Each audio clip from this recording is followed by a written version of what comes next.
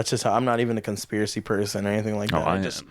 I am good. Like, I think you should be in a sense. I just think that there's people that can't wrap their heads around reality after a while because they're just too deep. Like, everything's a conspiracy. Like, brother, it's not. Everything has deeper meaning. Everything is more than, like, meets the eye, but not everything else. Transformers. No.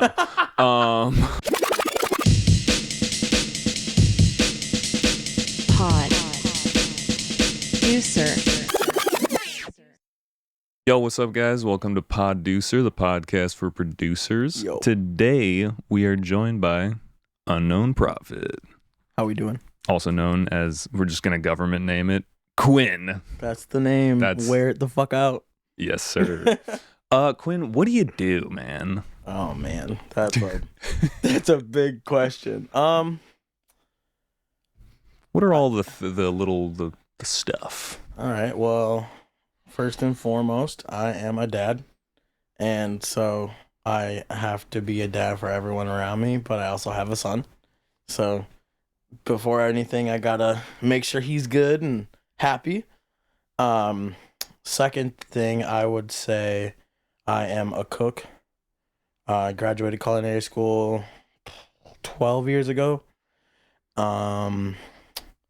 Brought over some dank food, by the way. Yeah, that was fire. I wish it wasn't stuff I cooked. But yeah. it was food that but was you know good knowledgeable food. on good food. Yes. Yeah.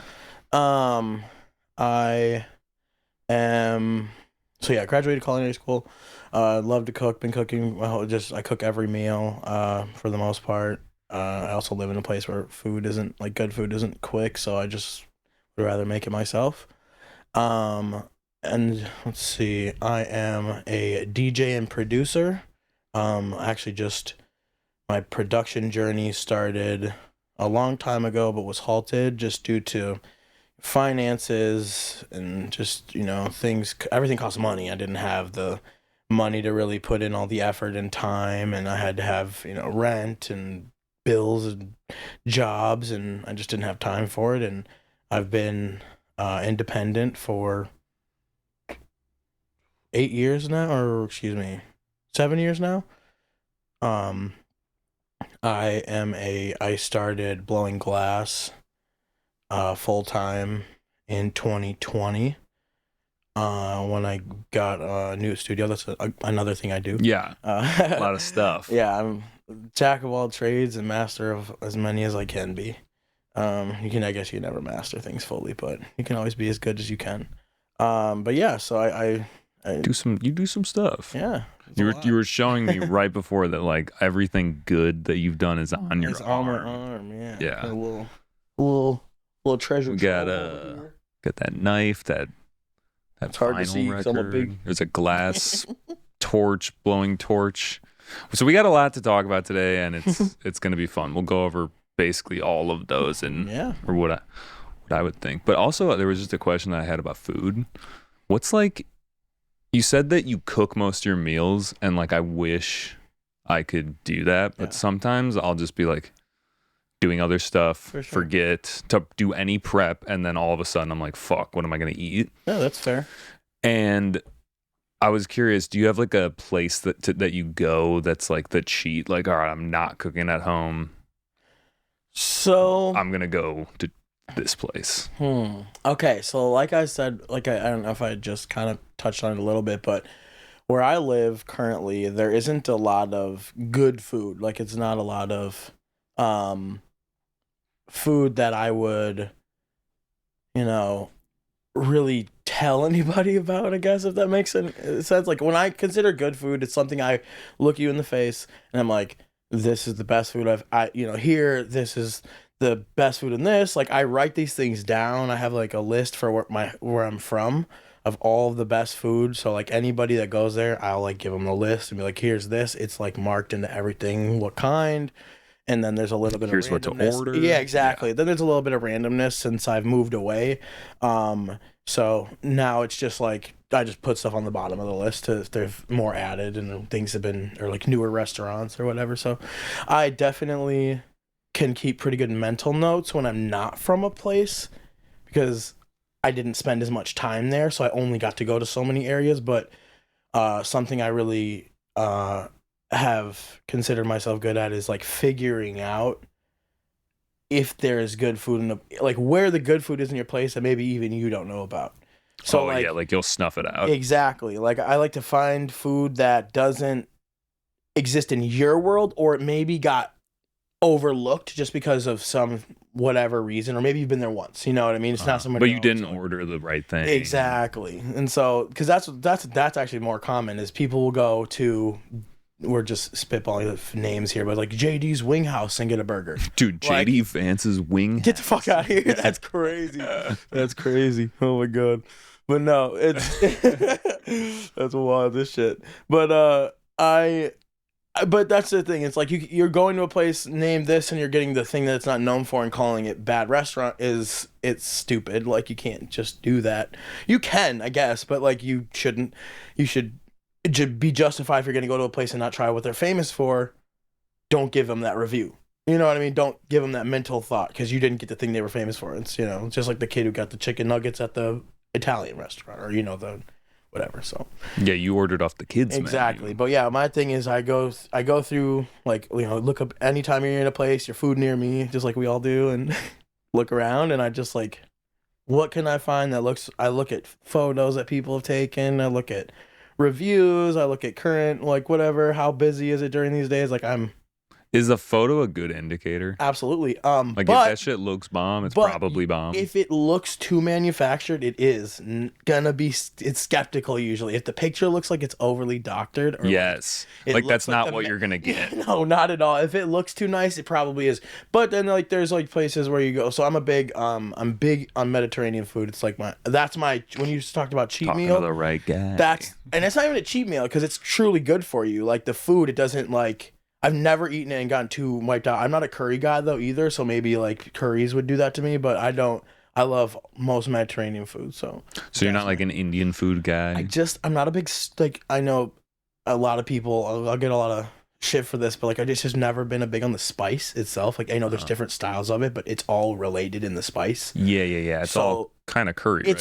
Yeah, right. Yeah. So, but there's just different styles, and I've tried every single style. I need to try. I was gonna do this year was going to take myself with friends and like go to a place and try everything that I could and see what I did and didn't like. Yeah. Because I haven't got to do that yet just because I'm like super autistic. So I have a super picky, but not picky textures. Textures it's really a texture thing. There's lots of stews. There's lots of things you don't like soupy. I don't like mysterious food.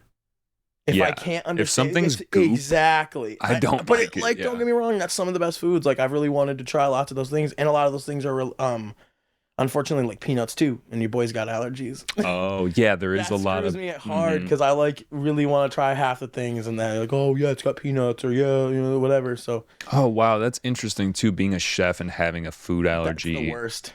That is an interesting like. You can work around conundrum for the most. Yeah, I mean, it's just peat. Is it other nuts? I think cashews maybe a little bit, but not really. I just stay away from them just because I had like one instance where my throat got scratchy, and I was like, we're not gonna let that close. But I like almonds, pistachios, walnuts. All like my 3, and I actually make like these date protein balls with those in it, and they're phenomenal. Okay. So, yeah, no, Indian food, I just want to go back to it because it's like, it's good and I like the flavors, but it wrecks me. Too. Like, I will get it with my girlfriend knowingly being like, I'm probably going to have a weird shit. Hey, that's fair. I mean, but it's tasty. Also, I feel like. Is it the spice? I guess so. It's just complex. It's also that like clarified butter, like the ghee. I don't know. They use a lot of it. They use a lot of that. I've seen it. Don't get me wrong. I've seen lots of this stuff, but I've just never understood. I guess I didn't know how much of it or whatever. So. It's good. I feel like you got to go to a proper place and maybe try to experience that and do it too. Check it out. I would go somewhere that's like really high quality and like high rated. You know what I mean? I'll go to a place that looks hole in the wall as long as it. You know, people are talking about it. Yeah. Even the lowest rating places have had some of the best food I've ever had. So. Yeah. You can't be skeptical because fucking reviewers are assholes. Oh yeah, it's like.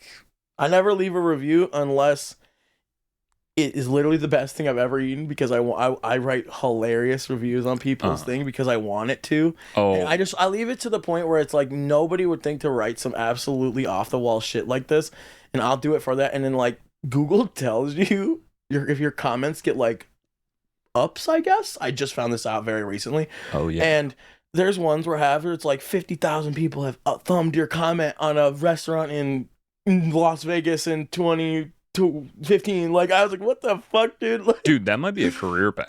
I'm not even joking. Like, are you one of the certified Google reviewers, guys? One of my friends was like, I don't think so. I hope not. I just have left reviews on things because, or before, I'm not like constant on doing it. I definitely only do it when it's really good food for the most part because I don't really try to make people's like lives terrible unless there's some crazy shit. Like something one time I left a bad review on a place because the lady tipped my card.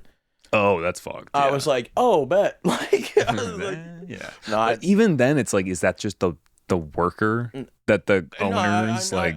Again, that's why I was like, I got a call from the business after that, and they were like, "Can you? Who was it?" Like, and I was like, okay. I deleted it. Kind of helps them snuff it out, though. I try not to. I'm not a Karen. Like, I try not to. As someone who has a business and relies on like good Yelp reviews, like it's rough when you get someone in there. Like I had someone leave a bad review and they never even used my service, and I was like, dude, what the fuck? That's not cool. And I like them usually. You can report those comments. Yeah, but yeah, it's just people. I'll get stuff because like my page right now just has all 5-star reviews, and I'm real proud of that. And like people will tell me there was no bad reviews on your site, and that's Slayer. Like I got my dog business, and it's just like. I don't know. Yeah, hey, it is. If you need your dogs, in the Chicagoland area, hit up Jerry. Yes, sir. All right, wait. We got to stick to food since we're just on it. I know, as one of the tiers of this conversation pillars. So okay, one of the other questions I had was like in a pinch meal. Do you have a go-to? Is it what's in your fridge? Okay, yeah, for sure. I was just gonna say, it's always what's so. Wait, Quinn, can you move this just slightly closer? No, yeah, you're good. You're good. Yeah. Let me get it a little closer so it's not so. Pull it down slightly. That's actually. I mean, you don't have to feel like pushed into the couch either. Yeah, that's fine. I'm gonna sit up actually here.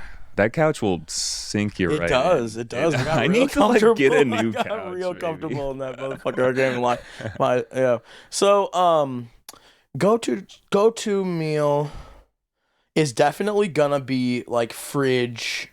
What is gonna be good on a plate doesn't have to match. Like I think the common misconception about eating for a lot of people because they like things to be on a spectrum of whatever is.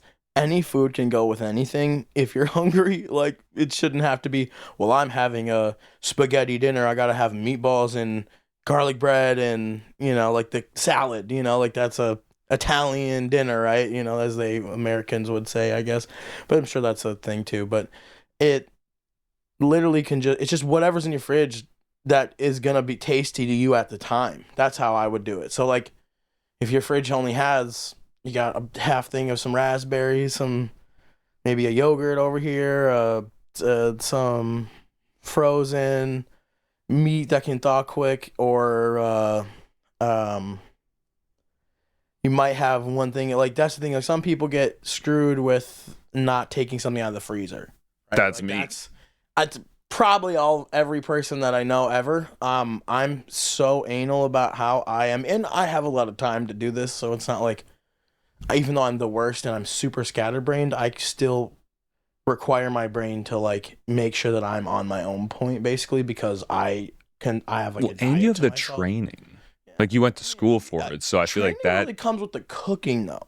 Right. That's really and I always tell people, you can go to culinary school and still suck at cooking. It doesn't make you good at cooking. You understanding you can manipulate things and not be good at it.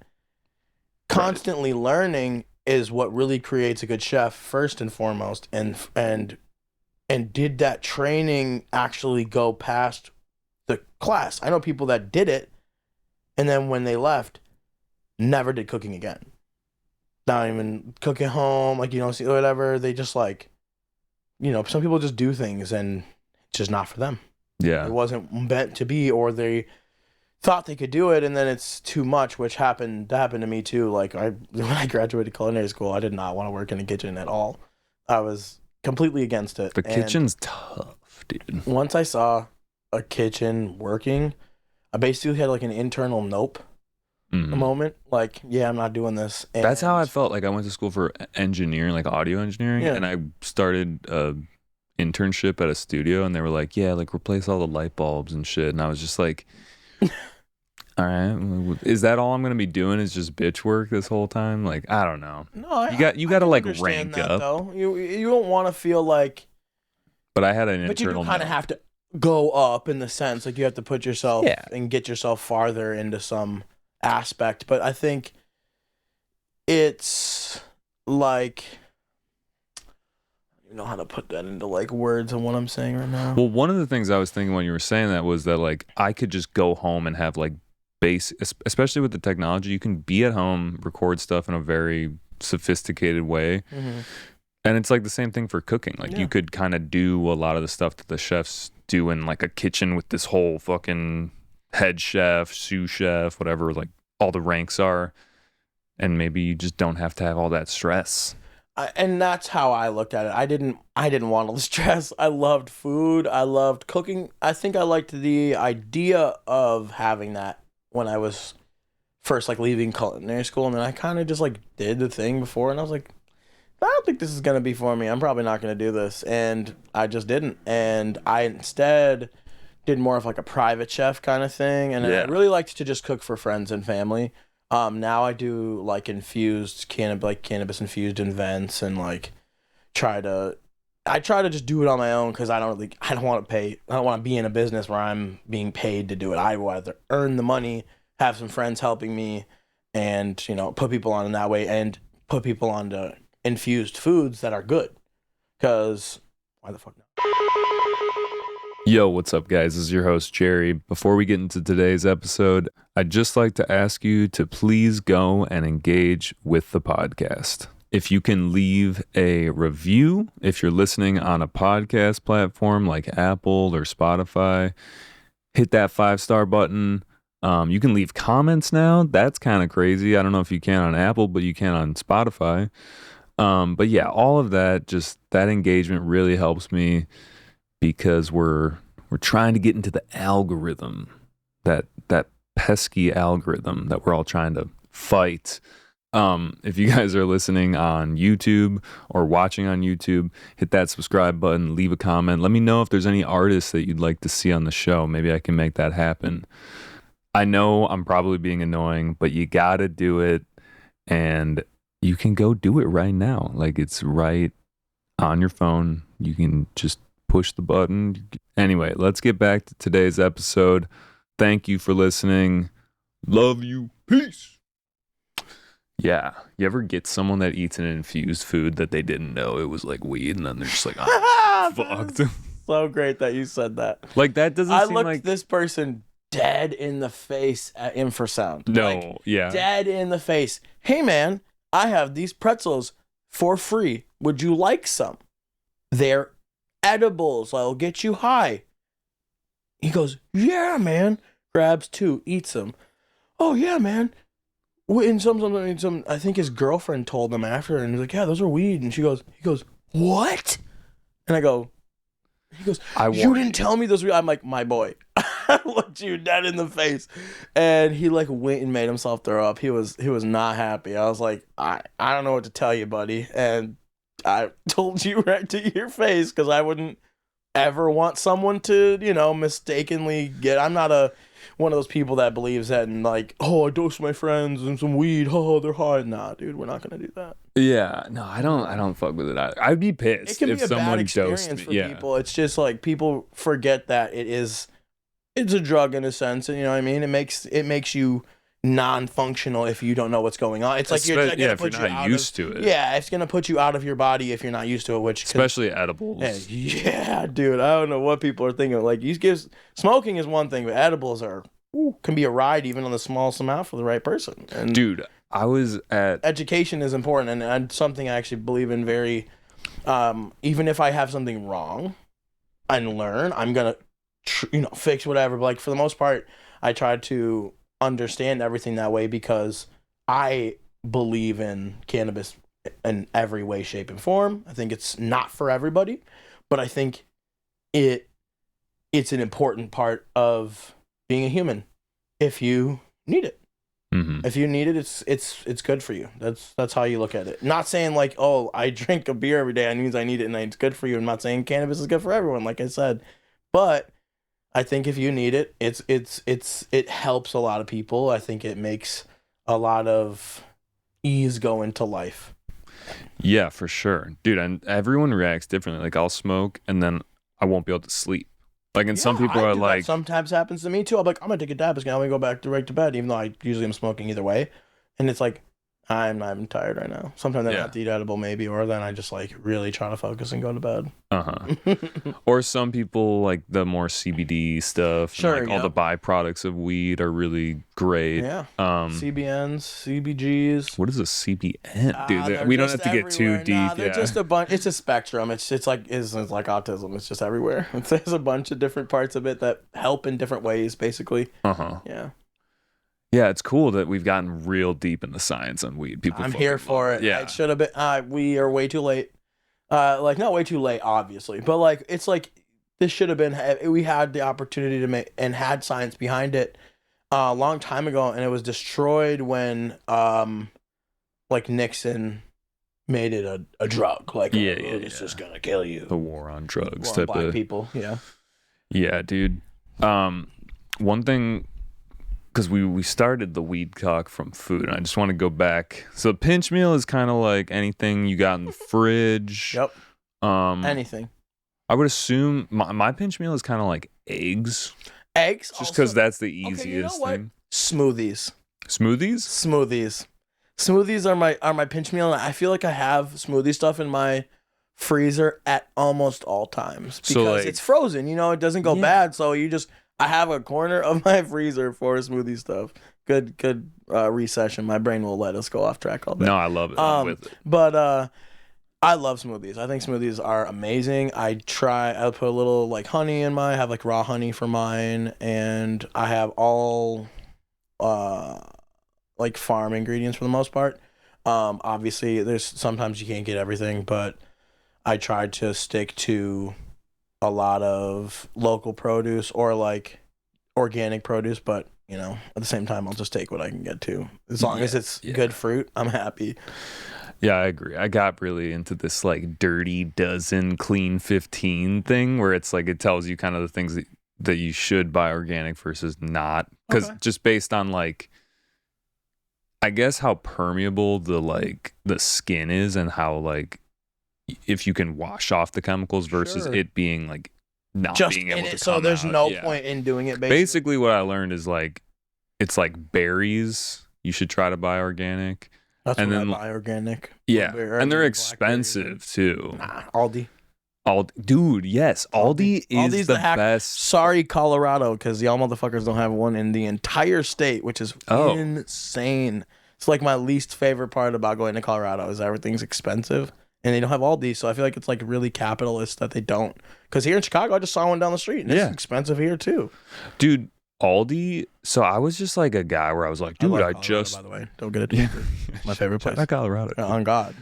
But it's funny because you think that they would have them too, because it makes sense. Well, they have poor areas. There's tons of areas where people aren't wealthy necessarily, but I just think either they haven't tried to franchise there or they just can't be there. Because why are they not anywhere in Colorado? There's lots of places in Colorado that aren't just Denver. I feel like we would totally get schooled by like a Coloradoan. We're like, well, we got fucking this place, which is Aldi. King Soups. No, they have Trader Joe's, which is nice. So they're still pretty reasonable pricing at Trader Joe's. The thing is, Trader Joe's and Aldi, I think that they were like owned by the same people, or they're brothers or some shit. There's some subsidiary, I assume, but I like that both Aldi is organic, even though they have organic produce. All of their stuff is organic and dye-free, people. So if you like no dyes in your foods, go to Aldi. I don't know. I guess we're in Aldi conversation. No, but what I was trying to say too is that like, some things you should buy organic, other things like I think it was like sweet potatoes doesn't matter, onions it doesn't matter. Yeah, that's what I'm saying. Insane to even think, because they don't need pesticides. To my knowledge, the tops might, but like the bottoms, when that's what you're using. You're using a potato, and then they're just putting it in a cool temp place. Like most, when you get an onion, it looks like naked, like see through, and then they put it in a place where it stays in a cool area for most like a half a year or a year before you get it. So most onions are like over a year old. Really? Yeah. That's really interesting. I did not know that. Like half year to year. But yeah, they just like sit. It's like, it's a rotation. So like they're getting fresh ones, then they go, like the skin around an onion is onion. Yeah. It's not anything else. Like it's not like a protective layer. It's just dried onion. That's why you can grind it down and make onion powder, I believe. And you can use it for soup stocks. I've heard that's good for dyeing clothes. That would be a lot of fucking onion skin. I feel like, because like you'd have to dilute it with the yellow. It would be yellow then. Like what would the? I don't know. I had this like chart that had all the different dyes. There's purple too, I guess too. Yeah, there's purple. Onion. That shit will, like when it gets to a certain point, the purple onion just goes away. Like this is a cooking podcast, by the way.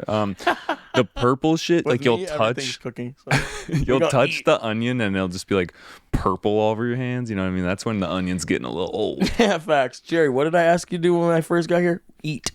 We're gonna eat. Food is always a question. Is always on the menu. I know. Yeah, and I was just like, oh, I got leftover Chipotle. I'll just eat that. I was like, my boy, I will get you some deliciousness. I'm gonna have this leftover. I was like, I'm just a cheap boy. That's all good. All right. So one more thing I wanted to ask you, which pinch meal is like smoothies and stuff. Yeah, I think smoothies and like even like. If I have it, so I'm like I said, allergic to peanuts. I eat sun nut butter, which is very common, like sunflower seed, and that is super. I'll do like a peanut butter jelly, sun nut butter and jelly sandwich with a smoothie, so I get that like kind of food-ish, like it's kind of the sustenance vibe. Mm-hmm. But yeah, that's pretty. That's not just berries. All healthy too, so it's like I'll do that. You know what I mean? That sun nut butter is not that crazy healthy. It's like peanut butter is not healthy for you because it's loaded with sugar. Yeah, there's definitely better nut butters. But yeah, so one other thing was if you were on death row, God forbid. Food. I know this question. But yeah, already. What would be the last meal? Jerry's putting me on the actual. It's kind of like asking a music artist, like, "What's your favorite song?" Yep, no, it's a good question though. It's a good question.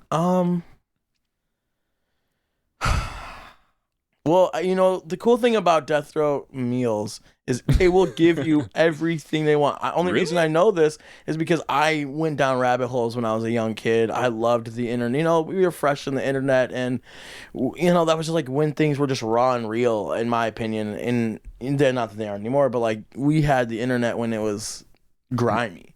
Yeah, and it wasn't like ads. Yeah, like there were ads. They were just on the side, or they'd pop up and you click them away, and it wasn't clickbaity. I think. It depends how you search the internet, but you go to places where that's clickbait was originally came from.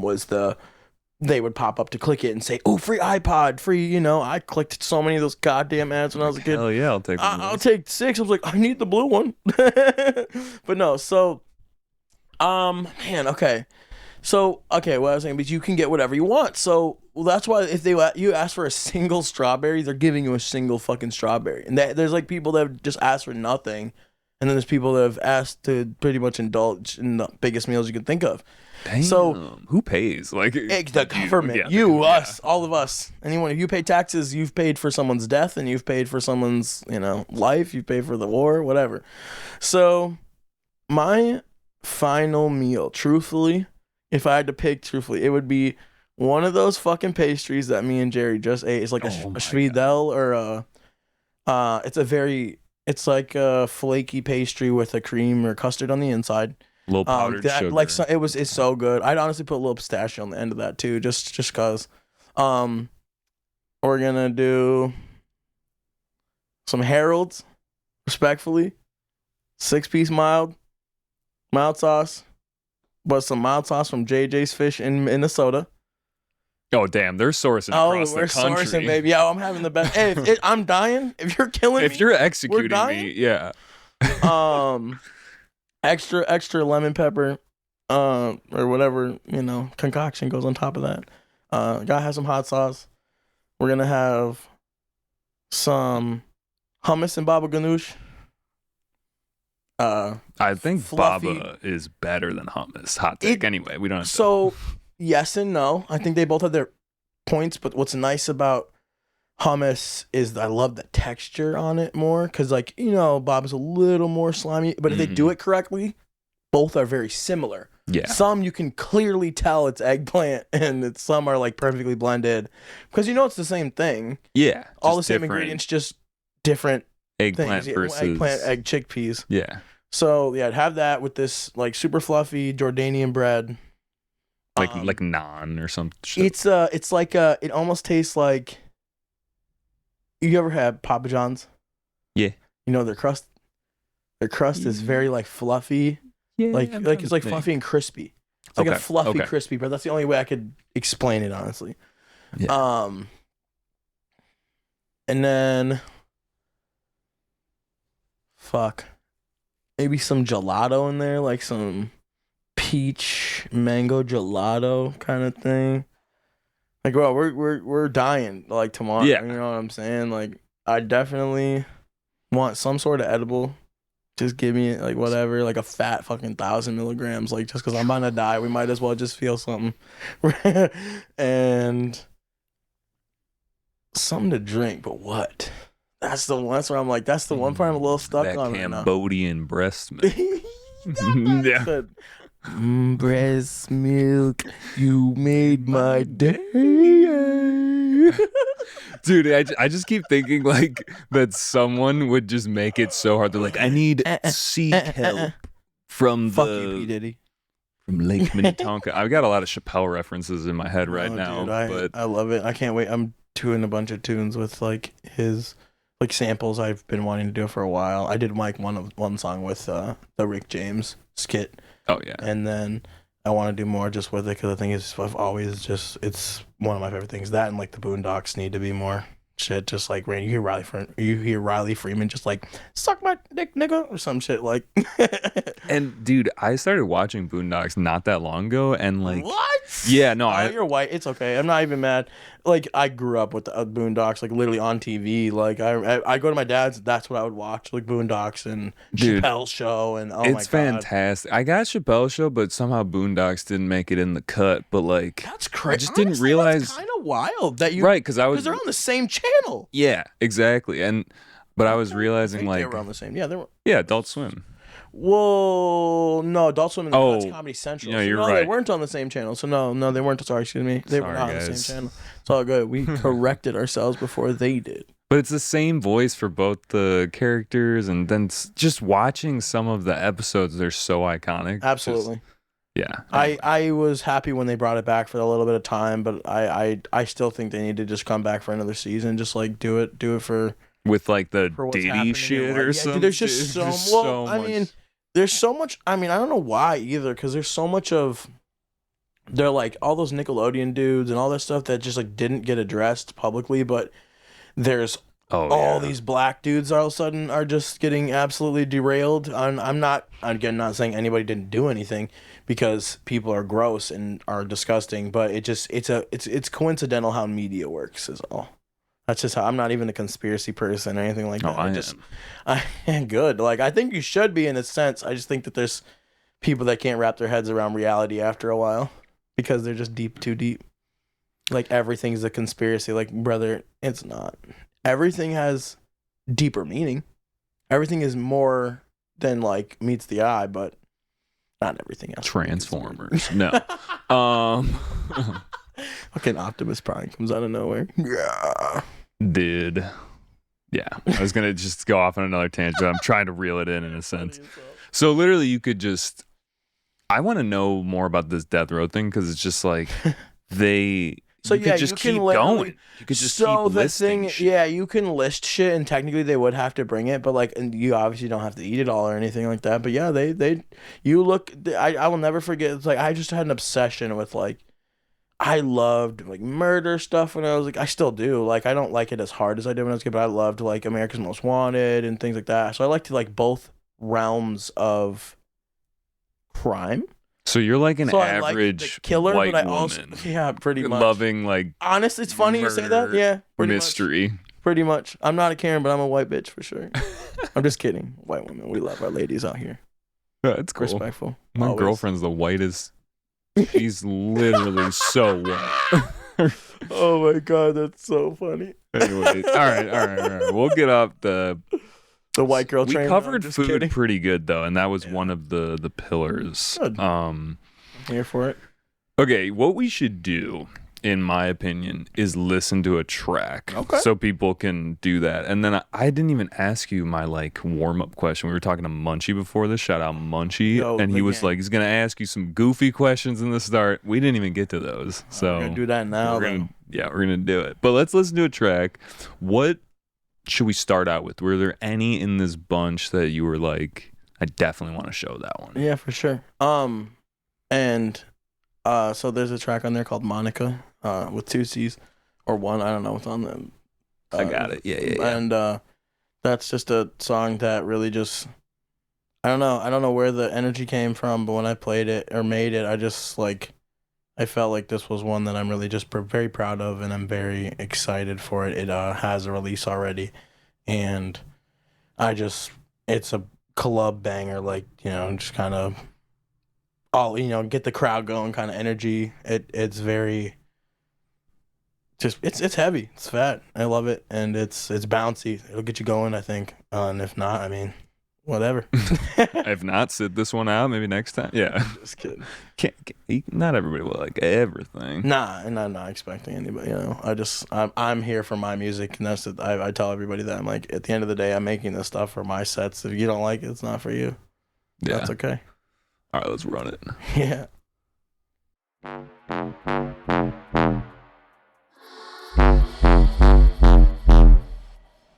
Unknown Prophet.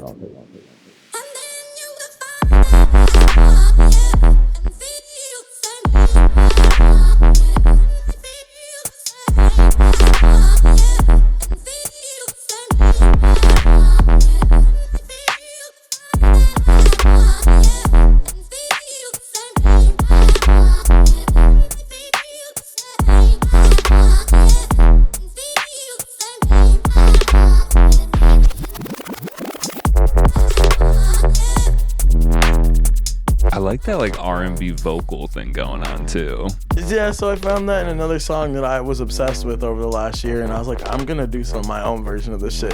And that's where we got it.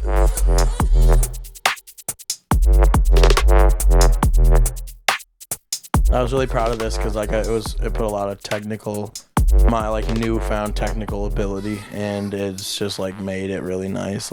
I made this in 6 hours. Yeah. I was really proud of this song because I sat and I did not stop working on it. Well, and you said you haven't been producing for that long. March. Some people, I started in March. That's wild. That's wicked, honestly.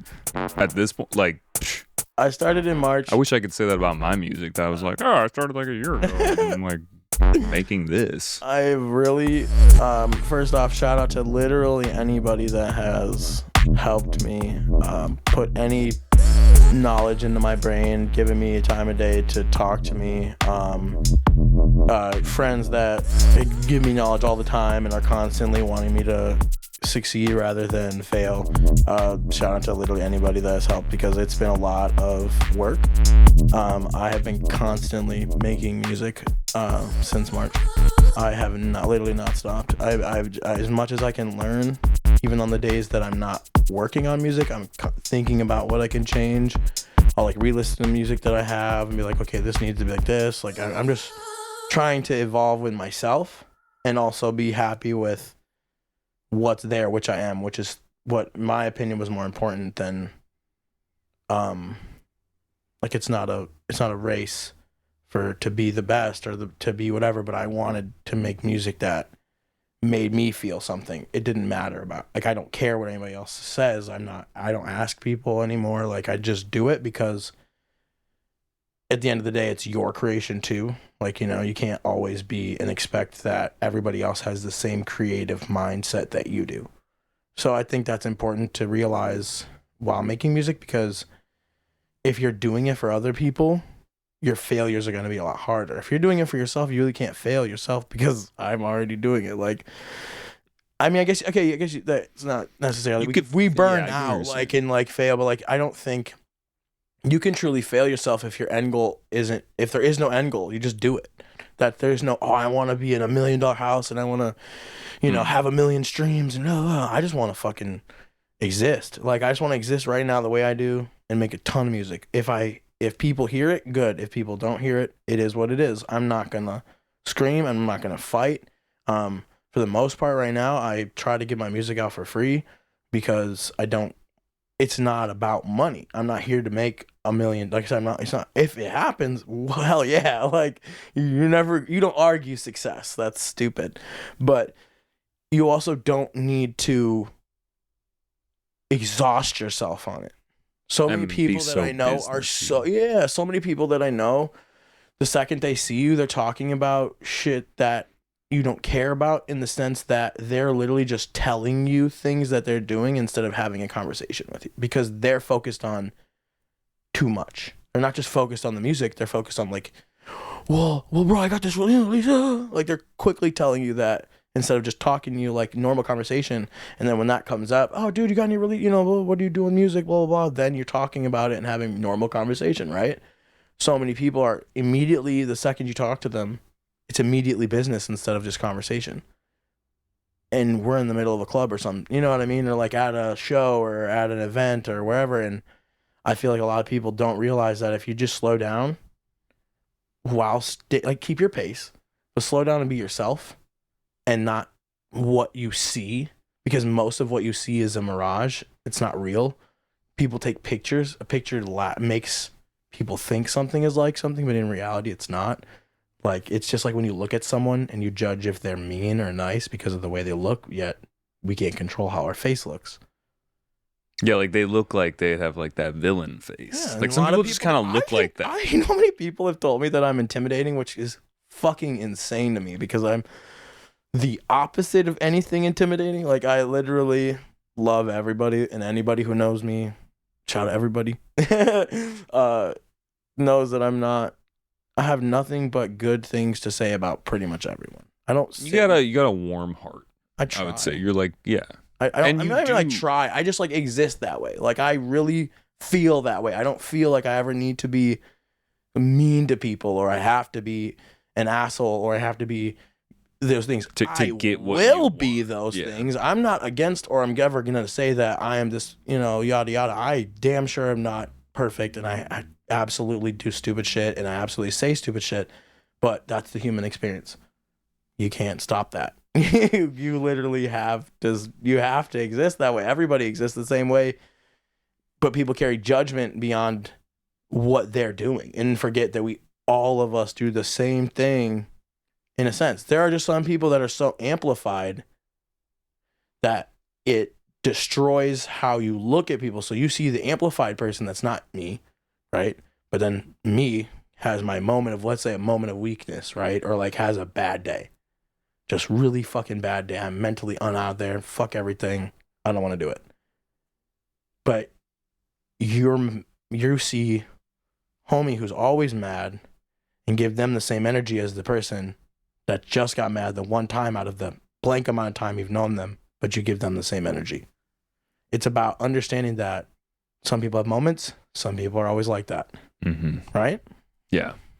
I will say that you are consistent, that every time I see you, and this is actually something I wanted to ask you about, was that every time I see you, Quinn, it's like I get a big hug and maybe I'll get a couple back crack going on. Oh yeah. Yeah. And one of my questions was, did someone else do that to you in your life? Like, is there someone in your life that would come over and give you a big hug, crack your back, and be like, oh yeah, good to see you? Or is that something that you adopted just on your own? 100% came from me. Sometimes I walk away, I'm like, oh yeah, I needed that. So I think one day I just hugged somebody too hard, like really just excited, and cracked their back. And I was like, someone else, and they just go, oh, that felt so good. And, I think someone else was next to him, and I actually tried it regular, like a little more, like not just a random ass hug, kind of more like, more intention. Yeah, intentional. Yeah, that's the word I was looking for. And I really gave a good press into the middle of the back, and it just like cracked, and I don't know, again, I'm not a chiropractor or anything like that, so I'm not trying to hurt anybody either. So I try not to do that to everybody. I don't hug everybody that way anymore, because people have back issues, Right. and you don't want to fuck someone up. And I definitely almost did one time, and I scarred me. So I like don't do that anymore. I hug people, and then I like I start to go a little hard, and then try not to go too overboard unless I know I've cracked their back before. For sure, yeah. Yeah, I mean, I guess it just kind of depends where you get them, where the hug comes from. But I think I'm a big dude. I like consume people. Like I give a good hug when is you what were I'm trying to saying, say. yeah, no, for sure. Which again, I appreciate anybody, because a lot of people will say the same thing. But for me, I think I do things in reflection of what I want. I don't think it was oh, someone gave me this really good hug one time, because I'm sure they have, obviously, but like, I'm a big dude. I have been a big dude for a while. And so obviously it's a lot harder for everyone to do that to me in retrospect, just because smaller people can't get their like hand around me or something, or whatever that may be. But I think what it is a reflection of what I wanted, and it could be like a, childhood issue kind of thing or something like that. I don't know. But I just want people to feel love. I want people to feel like true embrace, and I want you to really just understand that you belong here. Like, you should be here. That hug is like, hi. Like, you should be here. Dude, there's some people that are really good at giving that out for free, because it's like there's that quote where it's like, a compliment is free. Hate is free, but so is a compliment. And people forget that there's two ends of the spectrum. Yeah, and I think some people are just really good at giving that out. And yeah, I think you're one of them, and I appreciate people like that, because I don't know, I also have some people where it's like unspoken, like we feel that way. Absolutely. We don't like have to say that all the time. The room doesn't have to be filled with words to understand the energy that's there. Mm-hmm. But then sometimes I feel like with the friends where it's just like so unspoken, it never happens, and then it's like it's almost awkward. Yeah. So it's good funny. It's good to hear it sometimes, dude, for sure. Yeah. And I think it's important to carry those things through, like, an everyday. For me, everybody's different, and everybody's grown different, everybody's raised different, and everybody is taught different. So I personally am one of those people where like I love you is a very important thing to me, to everyone. It doesn't matter. I just think it's a important thing to say, and I think those words carry heavier weight for some people.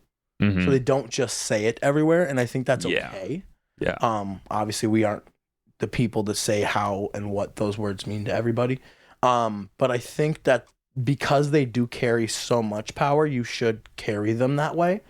And so whether we have a friend that we see once a year, or your best friend that you see every 2 days, like if that's how your lifestyle is, I think that those words are important to say, because, like everyone knows, you drive off tomorrow and you die. Yeah. Then you didn't say those things. And I mean, you can live feeling guilty for not saying those things, but I think if you have a good relationship with someone, even if you didn't say those things when you left, you can't be too hard on yourself. You know where you were at. But grief comes that way to be hard. It just like, it hits you, and it's like, well, shit, I didn't say that. I didn't say those last words.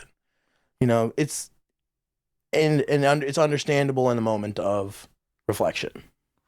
Yeah. I also think about I don't remember if it's like a culture thing. Like I've heard like Russian people, they don't like smile that much because they think it's like a trickery thing. Like why are you smiling? Like you're gonna like try to deceive me in some way. I honestly always wondered that, why it's a very scowly kind of place. Like I've never been there in person. I don't know. I'm not like an expert, but this is what I heard. That it's like, and I'm always trying to smile like when I see new people and be like, that's cool. Like what you're telling me is I'm trying to give you back some energy. Exactly.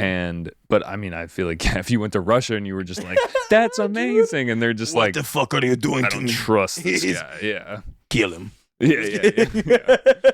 But like, yeah, I guess it's just a cultural thing. Yeah, it would be Russia so bad. Yeah, I mean, it'd be sick. There's some places, food, but just that place looks sick. Like honestly, like I've always loved the architecture when I was a kid.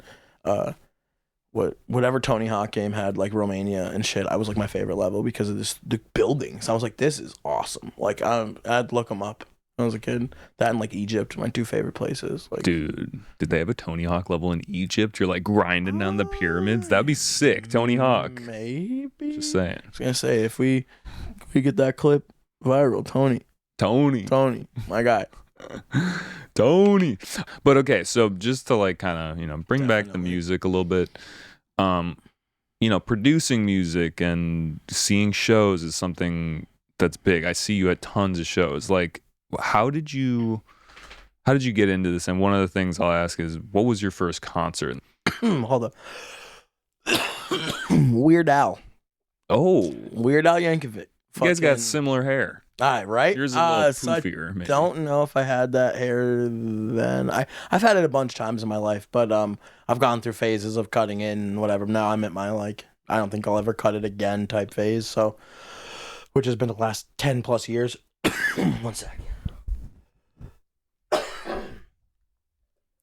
I thought the same thing about my hair. I was like, but then I cut it to this length, and I was like, I kind of like this. I'll probably go in between long and this. That's good. I mean, that's a good length too. Like, it looks solid. But we have different hair. Absolutely. I mean, I was just thinking about like how hair is power too. Like, I know. I've talked. Yeah. Before we get into that. Yeah. So Weird Al was my first concert. Like, I remember thinking and telling people, yeah, I started going to shows in like 2011, and it's like not true at all. I started going to concerts in 2008, and then my first festival was in 2009, and I was 14, and it was Soundset Music Festival, which is all ages, but it's all rap. It was like Atmospheres Festival in Minnesota, and it only got bigger after that. So like every year, I was always like, I was just there. It was my favorite thing. It was always on my birthday weekend every year. And now I have Soundset in the same, I mean, not Soundset, Soundset was what it was called, excuse me. Now I have Infrasound in the same kind of vibe. Like, it's always around my birthday. So I got this, I love the like transition that I have like a favorite place, like move the same weekend, but moved with me, like how I progressed and what I liked. Like, it was all hip hop and stuff then. And then I like started like a dubstep, and I started going to subs, you know what I mean? Like music festivals and stuff like that. So, and also people worship Infrasound. That's like they're always their favorite fest in this scene. It's hard not to like. I mean, honest to God, I don't really understand how anyone could go there and have a bad time. I tell anybody, if you have a bad time at Infrasound, it's you. It's not the fest. The fest has nothing but like. I feel like you would call it pure intention, but it's like pure vibe. It's like a pure place of like people aren't there to do anything but be in the culture of what they're doing. Yeah, people are gonna be sauced and having fun and getting fucked up. Like, welcome to a festival. But when you're like too much, someone will tell you, and they won't be like an asshole. Security won't kick them out of the festival. They'll like go and chill and have a chance to come back to life a little bit rather than being like persecuted, I guess. They're just there. They're able to be there. That's just the reality of it. Like, yes, of course there's security, and yes, there's things that happen, but it's truly one of the best places on earth. I don't get how anybody could ever not go. I tell people every year, I'm like, I won't miss it for the simple fact that it truly creates its own home feeling when you go there. Like it's beautiful. Everyone's able to feel like be themselves. And I think that's really important, is because I think a lot of festivals, bigger ones more than anything, they like have this image of perfection. I feel like maybe in like how everything's done, which there's nothing wrong with doing everything right too. Like, there should be like that, but I think the little things that happen create a good weekend. So it's like there's so many little moments at Infrasound that are big. Does that make sense? Like some of the smallest things you've ever seen have created some of the biggest things you've ever seen. Like it's how people know who's there. Like, some people don't know the artists, and then they have a video and it goes crazy viral or something, and then that artist is popping. Yeah. Like, song was popping, whatever it was. Like, It's just the way that the energy is held at Infrasound. Everybody has energy for the most part. But it's where you're at. There's a corner of the one corner Infrasound will be vibing hard and everyone's chilling, everyone's, catching it. One corner, maybe it's drum and bass and it's like, oh my God, it's going crazy. Everyone, you get the older crowd, younger crowd, everybody's just having fun. And then you got dubstep. Everybody's jumping or they're vibing because you kind of get everything with dubstep. Yeah, obviously, there's you can catch any vibe in the dubstep corner, but for the most part, you're gonna have a lot of the energy there, and that's what's fun about it. Whether it's the pyramid stage, even main stage, they've had dubstep, obviously like Turning and Sound with their like bigger guys there, and it catches the same energy. Was cool in the last Infra. I've never been. Wait, what? Yeah, I don't know. I mean, hopefully next that is year. a sin, my brother. What the fuck? Not hopefully. You're coming to Infrasound in the summer. All right, I'm with you. Literally should never deprive yourself of that, and so because you'll understand after you go, and it just is what it's so beautiful. And I think it was even when it was a survival fest, not like a survival, like it when like 2016 happened and the mud like hit and everyone was like surviving for a weekend. People talk about it because of how fun it was. Right, yeah, I've heard of this. Like I wasn't there, so like obviously I'm not speaking for anyone or anything, but like literally every person I know that was there, from some of my best friends to whatever, have said that even though it was like treacherous, like sleeping was awful, like doing everything, it's so fun. It was so fun that it was worth it. It was like, it didn't matter what you lost. It didn't matter what mud got in your clothes or on your feet or in your car. That was so much fun, just raging with all their friends. And it was like surviving. It's surviving like a triumphant now, though, energy. I like Infrasound is at a place that is like, I think it's like super near and dear to the owner's heart.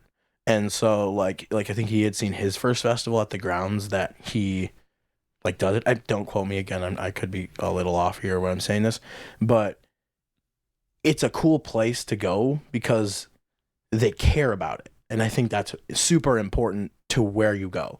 I'm not saying that other places don't care about some their of them grounds. are more like, even like I went to Electric Forest and it's like Forest is clean, isn't it? It's a pretty like reasonably like clean place. I've never been personally. Every chance I've ever gotten, it's just either fallen through or whatever. But it's just that there's a lot of money. At the end of the day, it's a money making venture. But like even 10 years ago, though, like because I feel like 10 years ago, E-Force, all my friends would talk about it's a great weekend, blah, blah, blah. Like you just explore and do whatever. I know it is a little more money sided now or Live Nation or whatever. No, I think still people still love it and it's still a great time. I just think that there's like a lifespan of festivals where it becomes so big that it kind of dilutes the message a little bit. It dilutes the experience slightly, and that doesn't mean it's a bad festival. No, for sure. I kind of feel that way with like, and I'm not like speaking towards it because I think that these things have potential in what they're doing. Like, but like I went to Lost Lands, like the first one, and I don't think anyone will ever forget that because it was truly like.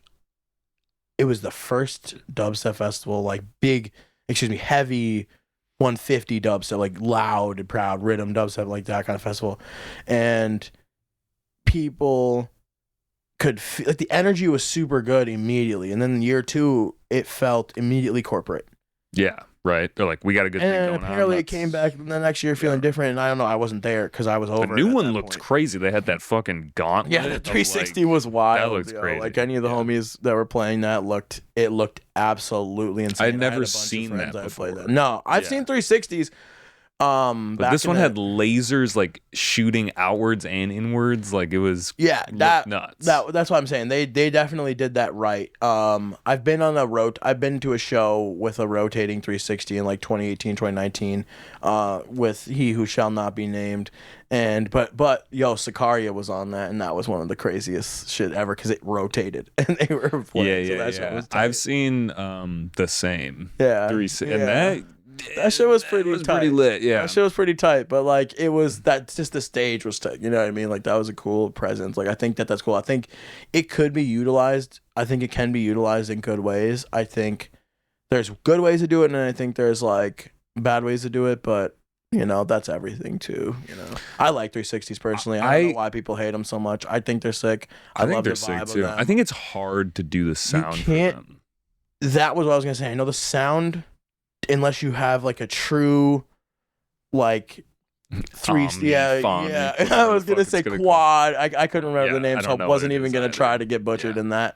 And so, but you can't, truly get that sound there. But I think it's a cool experience to give everyone a chance to be next to the energy or get the energy. Now, I don't think everything needs a 360.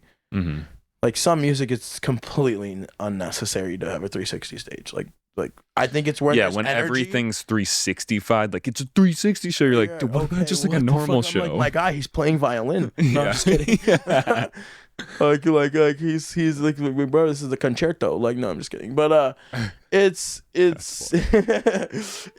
I like it. I know a lot of people don't really enjoy it as much, but I enjoy it. I obviously think with anything, people want to create an experience that everyone else sees. And so that's why the 360 thing became so popular, because boiler room's popping right now, and that's like everywhere. You see boiler room stuff everywhere, and now everyone wants to copy that boiler room feel or the 360 experience feel. But like I said, you can only get the sound in so much direction. A, B, it's just like, I don't know. I like how like in Infrasound there's just a wall of sound and a 360 stage. So it goes one way, and as long as you're in the path, you'll hear it pretty much. So just call it a day. There's no. I don't even think they have booth. Oh no, they do have booth monitors, but it almost seems unnecessary because you have a wall of bass coming at you. Wild. Yeah. So much fun though. I'm Mr. Cherry, who needs to go. I know. Yeah, I will. I think it'll happen this year. No, we're gonna make sure it happens this year. Yo, what's up, guys? It's your host, Jerry, again. I really hope that you're enjoying today's episode. I know that I enjoyed having the conversation. Just gotta be that squeaky wheel here and let you guys know to please go subscribe, hit that like button, leave a comment. Honestly, the 5-star reviews on the podcast platforms, that's big too, because otherwise it just doesn't get promoted, and it's, we're fighting that upward battle. That uphill battle. But yeah, I know you're just thinking in your head like, Jerry, can we get back to the episode? Yes, we can. All right. One of your projects is called Mystery Meat. Yeah, that's me and my buddy Kai. Shout out Kai. He goes by Free Food Music. You guys should check him out. He's got he's got very experimental sound, and we both decided to do some dubstep together. And I mean, we actually are doing kind of all over the place right now. We're just creating, like, it's no stipulations. We're not making it like, we have to be this way. We're just trying to make good. Exactly. Yeah. We're just trying to make really good music that people like, and hope that it gets out there the right way. And Mystery Meat, fun name. Yeah, it goes with the food. It's a play on both of our names, actually. Free food. That makes sense. So free food, meat, unknown profit, mystery. For sure. The unknown and the meat, and I mean the food is the mystery meat. I love it. Shout out Kai. He told me that at Infrasound, and decided that I was like, I like the name, but I'm gonna ask how everybody else feels about it too. I asked everybody that I wanted to talk to about it, and everybody loved it. So we're here with it, and we're doing a big launch kind of in 2025. So be on the lookout at Mystery Meat Dubstep. Go follow us on Instagram and SoundCloud. Do we have any tracks here that you would want to play? Mystery Meat or me? Mystery Meat. Yeah. So we got, let's do Deathmatch. It should be on there. Okay, hold on. Yeah, I got it. Either Deathmatch or the first half of Switch Hitter. Both are pretty good. We'll go with Deathmatch because that was the first one that you said. Run it. All right.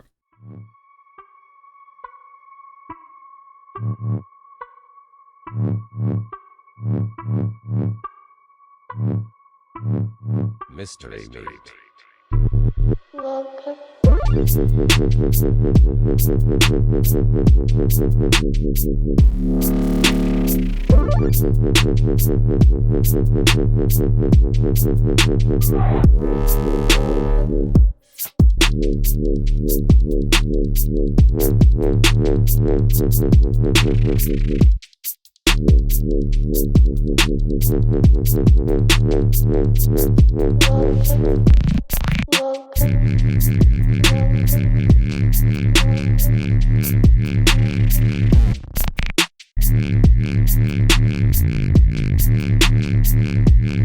I like this because it's like it's hyphy, but it's at a level too that I could like listen to this and like play like a video game or something. Yeah, so right now, actually in the last few weeks, we've been completely like doing a remaster on all of our music so that they're really loud.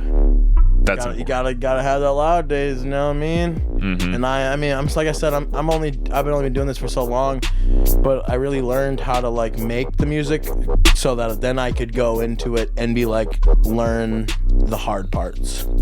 Making like the you know, like just mastering, really. Like that's just what I've really been teaching myself over the last, I mean, the whole time, but now it's really like fundamentally all I'm doing. So I've gone doing every single song I've made and making it correct, like perfect, like, you know, the way I can, I guess. Not perfect, but you know. It's kind of the last thing you learn, in my opinion, is Absolutely. like mastering.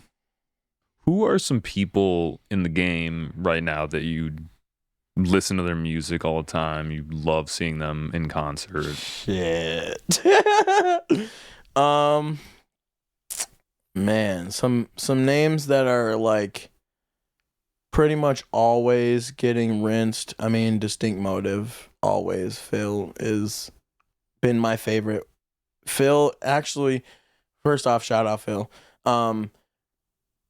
Him and DMVU were the first two artists that really brought me back to that like original dubstep and that like sound. And I was a rhythm kid, like it was in my rhythm like era of dubstep. I've been in this for a long time, and it was like when I was really heavy into it. And those songs like the 40 Hertz and Blocked came out roughly in like the same, I want to say, year or two, and I was fully obsessed with those songs. Like they were amazing. Like I played them back and forth. Like I played every set. I'd be playing, playing heavy rhythm, and all of a sudden they would go, just go to fucking their music, and it was just low bass, like nothing compared to what other I was just playing. That was like, so I listen. I've been a fan since. So anything he's ever released, I've always listened to it. I have a couple vinyls from him as well. I think I have one from Matt as well, DMVU. And yeah, they're just those guys are what got me here back. So definitely big listens on both of them. Make sure to go check them out if you haven't already. Let's see. Torcha, also another fucking great producer, super dope homie. Like fucking, I got nothing but good things to say about him. He is a sweetheart and just a solid dude. Gordo Dubs, absolutely killing it right now. Like just nothing but super great tunes, and he's also a super great dude. I currently manage him right now too, so we out here. If you need to book Gordo Dubs in your city, hit me up. And Joe Big actually has been another really, really close friend actually, and I literally love the boy. I listen to his music and I listen to his mixes all the time just because I love his mix style, and he's a good boy. He's a good dude. Chef B always, just all the homies, really. It's just I literally listen to all my friends. Like I'll show you. Yeah. Literally, if you go through my does it make it more special to you that it's like you also have a relationship? I mean, in a sense, but I just love to support my friends. That's my thing. I support the people that I'm around, even before I knew these fucking guys. I met Joey on accident. Like Chef B, me met at Infrasound before I knew who he was. I met him like we were just all having fun in the crowd, and his girlfriend Alex, we were just like, like going wild in the crowd, and she's like, I need to introduce you to my boyfriend, and she goes and introduced me to Joey, and That was it. We've been friends ever since.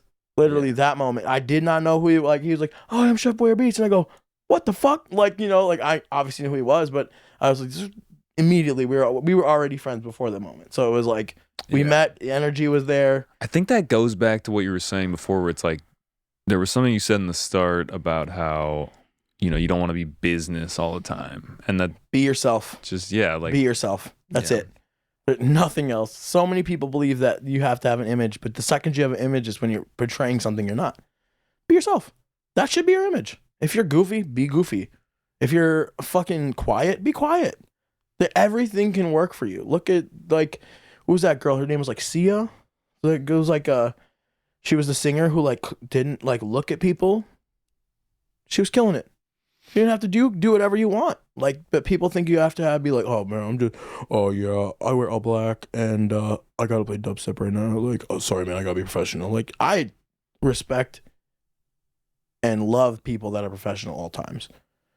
But you gotta you just gotta loosen your shoulders once in a while. You can't always be professional. We're in a room talking. I should not be dealing with your professional side. You should be goofing off and talking to me. Have regular conversation with people. Be good to people. You don't have to be what you think people want to see. That's the issue. Is you just need, if you're yourself and you're not like some wildly, and even if you are, honestly, sometimes it works for people like wildly unhinged. Just like, just keep it in a, you can have like filters on your craziness. You know what I mean?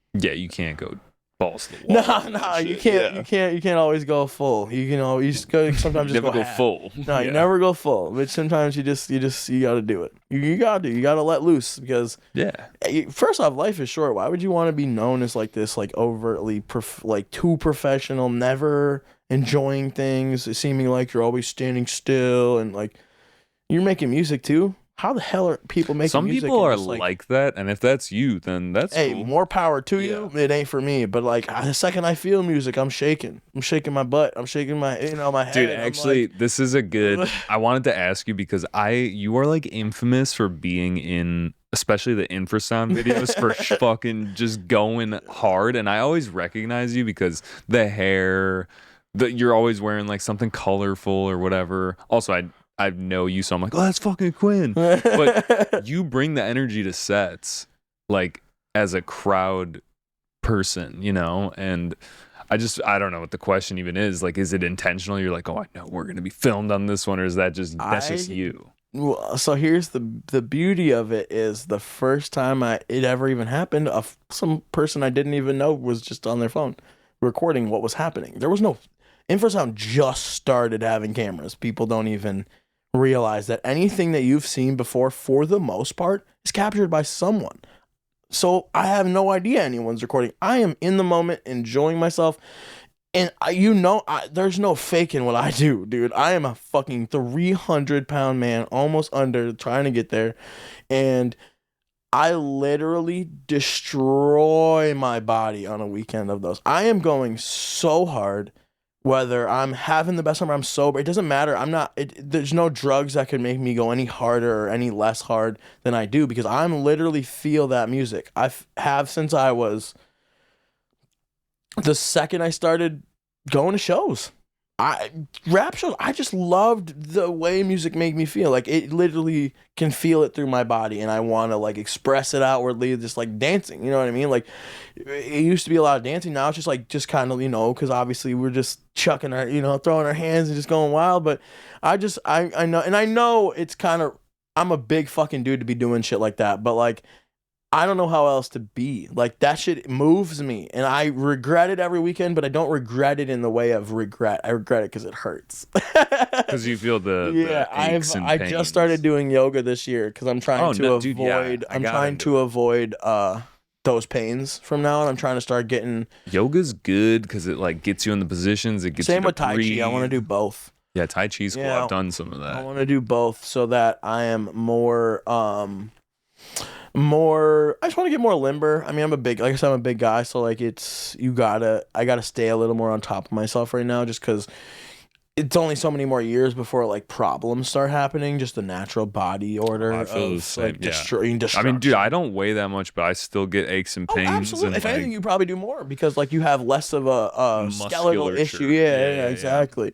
But like I'm trying to just get to a more healthy because I was never like I never got fat because I ate so much food that I couldn't, I was at a buffet and I was the kid that took, like ADHD medicine and wouldn't eat all day and I would eat at night. So, where does your food go at night? It's nowhere. It sits in the tubes and just bulls until you wake up and then it starts to digest properly. So, you got 10 hours that your food is basically sitting in no places. So, I woke up sick. I'd be like nasty sick all day or like right in the morning. I took like Adderall or whatever, the pill, then I'd throw up and it was a cycle for so many years. And you can't, how the fuck are you going to lose weight? You have to eat. So I would try to eat dinner, regular dinner. 2 hours later, I'm starving. Like, starving. Like, put a whole meal in front of me starving. Because I didn't eat all day.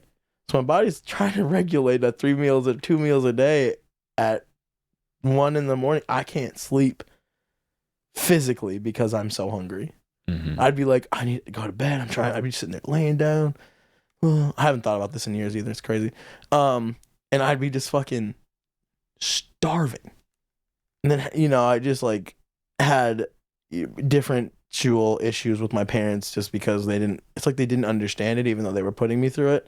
So that was a battle on its own. So like I'd be hungry and trying to get food. I'd get yelled at or something because it's 12 o'clock at fucking night and I'm making food. I'm making a sandwich to go to bed. Like, literally, dude. Like it was bad. Like it's okay though. Your parents are also young when you're not young. Like parents are you think about yourself now and think about your parents then. 10 times less knowledge, if not 20 times less knowledge. Yeah. And that's what stresses me out. That's why I'm waiting. You should. Yeah. Just wait it out if you can't handle it because it's not worth putting kids through that either. That's how I always look at it too. It's not you that you always need to think about them too, even if they don't exist.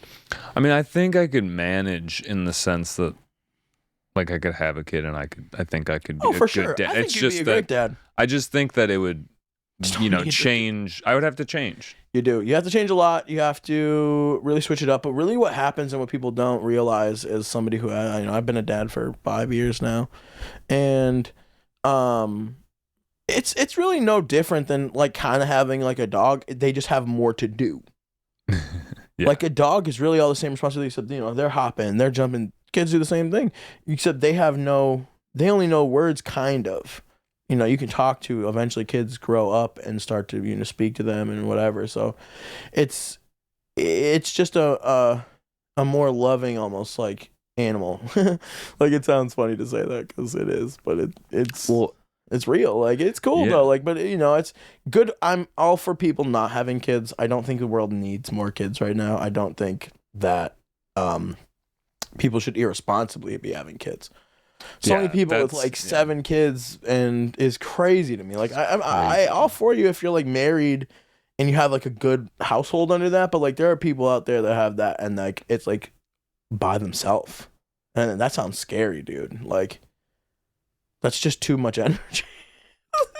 6 brains in one house, dude, and like you're just a lone wolf mom or dad. Even as a dad couldn't. I feel like at that point the kids kind of take care of each other. You know 100%. What I mean? The oldest just becomes like the other parent. I gotta get over here. We gotta go this way. Like you're literally. Yep, I guarantee it. It's not for me. I don't know. I will maybe do one more like actual child, and I'm big chilling on that. Like I feel like because I grew up with siblings that I would want my kid to have a sibling at some point. I would like him to have one. At the same time, I'm like, dude, it's a different era, dude. This is a different game. Right now. Mine was right before COVID, not 2019. Like, born and then everything hit. Yeah. So he was like 6 months old. In a way that it seems kind of like good that, because like I feel for the kids that went through COVID and like had to go to school and stuff and like. So you want to know something like kind of crazy about that?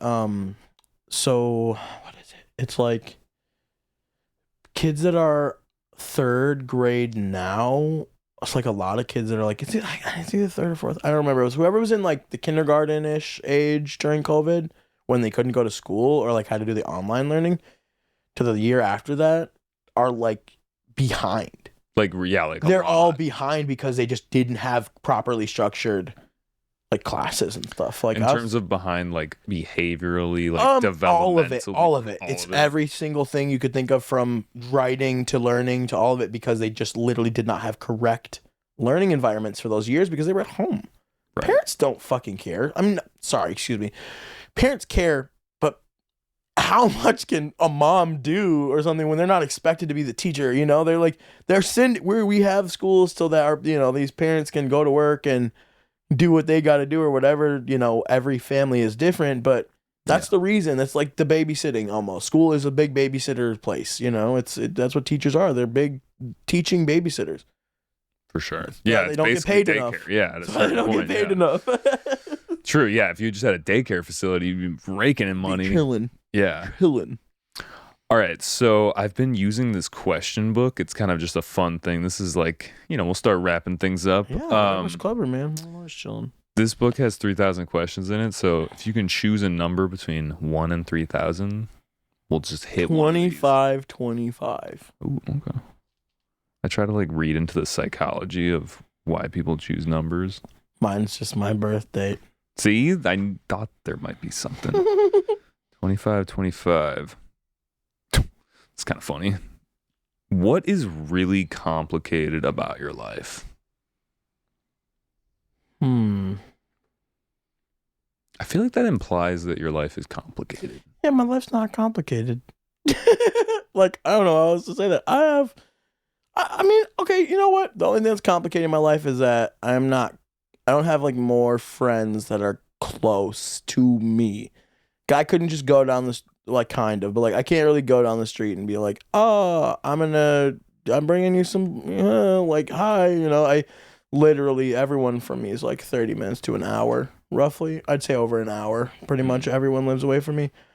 And I mean, that's fine. It would be nice to have more like that constant, like, you know, relationships around you rather than having to see everybody only on like every other weekends or once a month or every month. You know what I mean? Like, some friends I only see 4 times a year, but that's because they live in other states and stuff like that. You know, I have like friends all over the world, so it's like people I care about that I talk to every day, but I don't see them every day. So yeah, I'd say it's a complicated part of life. That makes total sense, dude. I feel like living in the city, I have access to people that are super close by, and that gives me some comfort, but I still end up being on my own a lot of times too. And I mean, we as people also are alone. Like, everybody has their own life. I would say after 25, people start to get real lives. Like, you party your ass off for those first blank amount of years. Most of us, you know, obviously everybody's different. But you party, you go to college, or you go to college stuff, and you just kind of live that like original part of the 20s, and then that frontal lobe develops, and everyone's like, oh shit, I'm fucking up right now. Spending a lot of money. Yeah, holy shit, my nose is ruined. Or like, holy shit, my fucking lungs are trashed. Or, oh, I got liver cirrhosis already, and I got alcoholism or whatever. Like, it really is. And they go, well, let me hit this rock bottom and bounce up and do something different, or let me just be done with this. Like, I'm done with this. Like, a lot of people just call it quits, and that's okay too. Yeah. I think it just depends. I do feel like there is a level of some people that go into this like safety thing where they don't take risks, or like maybe they find a partner and they get real comfortable and they just do their own thing, and that's kind of it. And I also don't want to do that. Like, I think there's a healthy level I don't want to be done with life.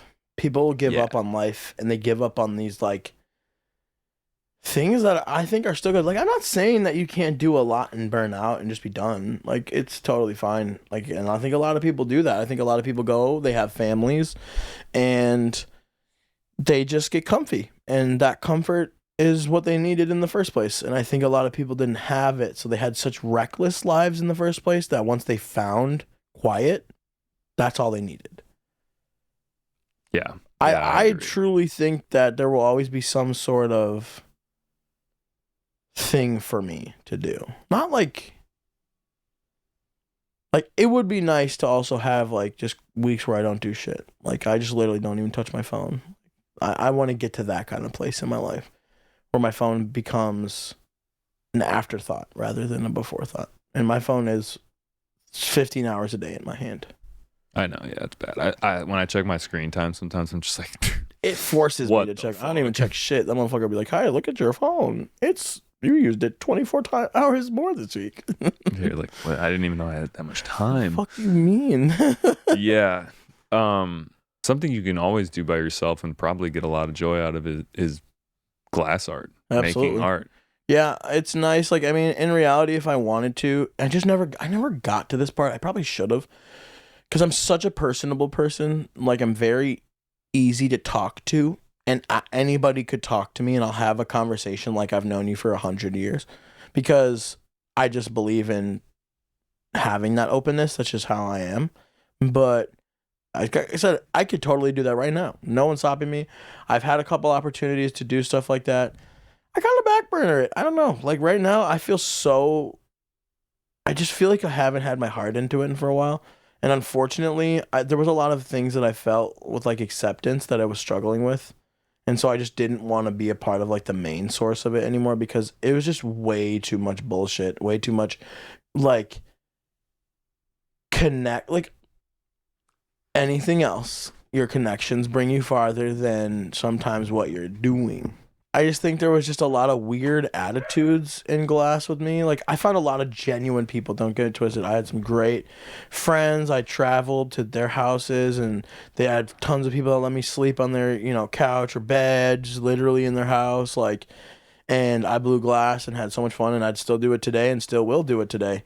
I just struggled with how many people were so gatekeepy, were such assholes, were such just rude, not nice people. Like, and about they technique were and stuff? yes and no, but more on the end of it was like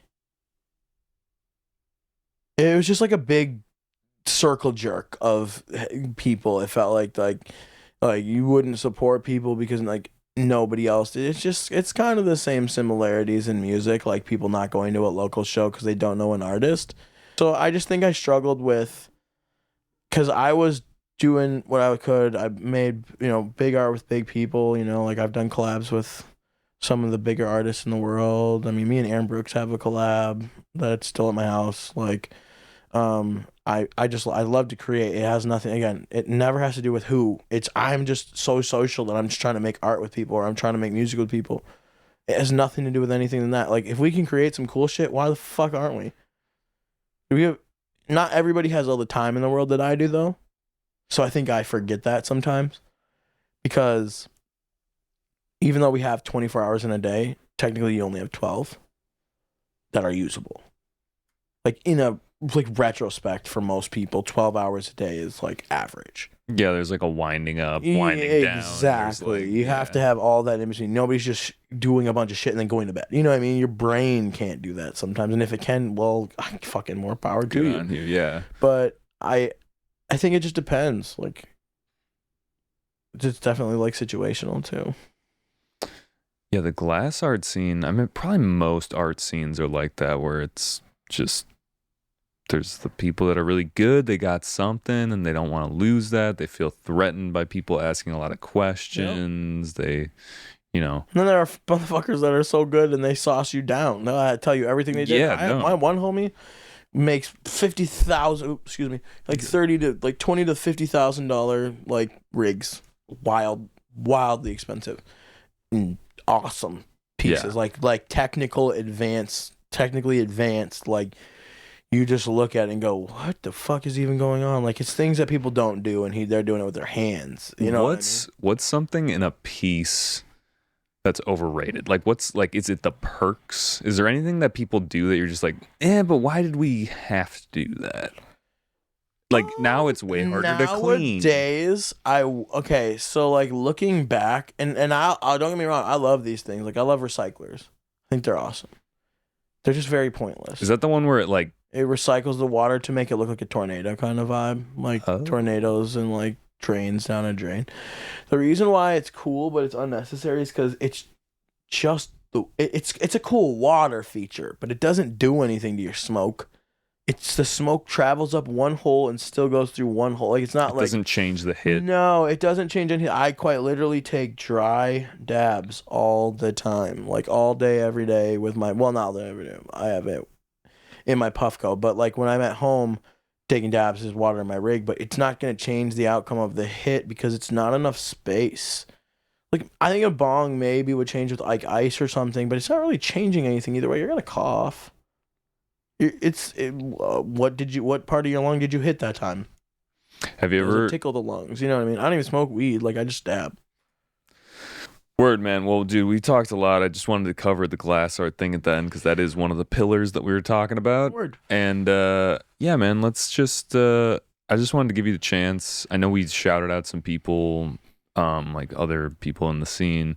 If there's anyone that you wanted to shout out right now, this is just kind of that opportunity. If there was someone special in your path. I mean, just shout out anyone that supports what I do. Shout out anyone that has put effort into my project or given me any information that can help me only build my project rather than, destroy or anything like that.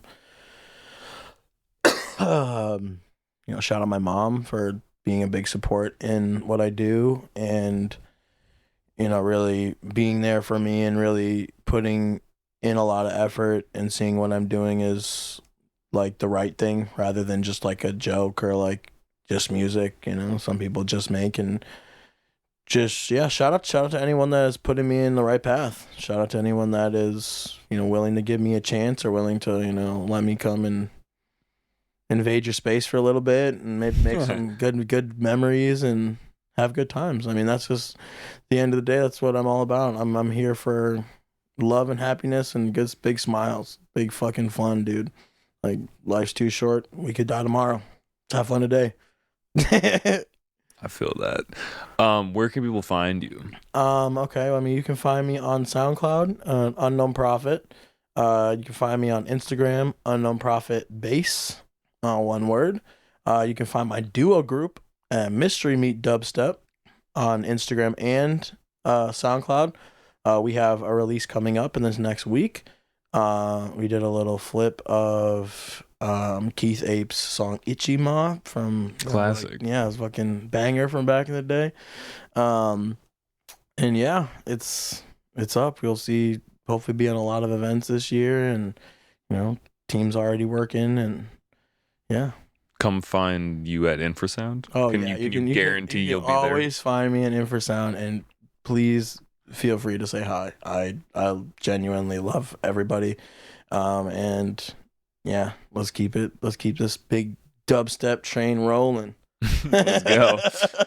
All right, guys. Well, if you've made it this far, we appreciate you, and we'll catch you next time. Peace. Yo, what's up, guys? This is your host, Jerry.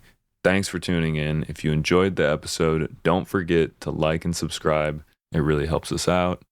If there's someone you'd like to see on the show, leave a comment below. I read them. And if you're listening on a podcast platform, we'd appreciate it if you leave a review and hit that 5-star rating. Thank you for your support, and we'll catch you on the next one.